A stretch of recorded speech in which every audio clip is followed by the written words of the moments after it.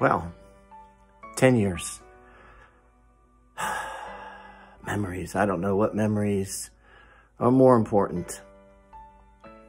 The idea of sitting around and even imagining that a handful of us would somehow create an organization that people would recognize, that people would be able to find, that people would use for getting back and forth to their medical treatments, that pilots would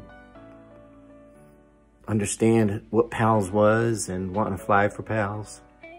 And 10 years has flown by, and we have hundreds of pilots, in fact, who fly for us. 2,000, 3,000 flights a year, tens of thousands of people who have flown with us.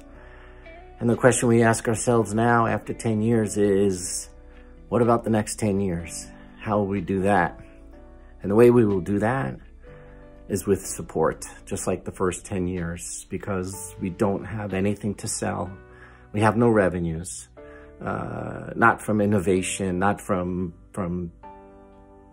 selling anything online or in person. It all comes down to your charity and your understanding that what we are doing is essential, is valued, and that it takes money to do it. And so if you've been with us for the past 10 years, I hope you'll be with us for the next 10 years.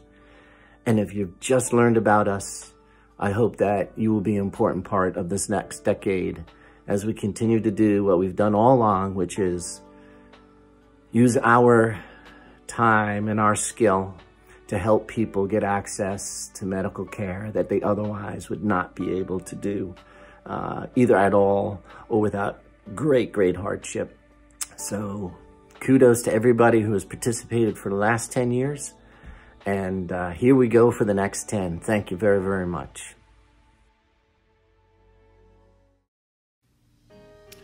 Hi, I'm John Rochelle. I'm one of the founding directors here at PALS, and I just wanted to take a few moments and share some of my thoughts, some recollections, since we created PALS now 10 years ago, as we come up to celebrate our 10th anniversary. I know 10 years sounds like a long time, and I've been a pilot for over 50, so put that in perspective, for me it doesn't seem quite as long. But in those 10 years, and certainly in the beginning, the early stages, we had a skeleton staff, we were looking for office space. All of those things clicked, and we started to pull things together. We've got an amazing staff. Our flight coordinators, the office, and everyone in our office, they all get along so well, and they've created so much wonderful progress for PALS. The fact that we've put up over 20,000 flights in these 10 years with hundreds of pilots up and down the eastern seaboard and further inland, it's a testament to everybody's dedication. One of the facts that I am so fiercely proud of is the fact of our multiplier. For funds donated to PALS, we have a 400% multiplier. Because of all the in-kinds that we got given to us, we're able to create that multiplier so that our patients, people that we serve, really have a full, safety-driven, sustainable organization. That is a number that I am just fiercely proud of and love to brag about. But even the fact that as our patients fly with us, when we put them in our airplanes with our big windows at 9,000 or 10,000 feet, and they look out and see the earth below them that they've probably never seen in that way before. I think it takes them away from either what they're about to endure in a process or what they've just endured, and therefore just becomes part of the healing process. What a wonderful way to have transportation transform people's outlooks and attitudes. Our pilots are so warm and so giving, and it's all about helping.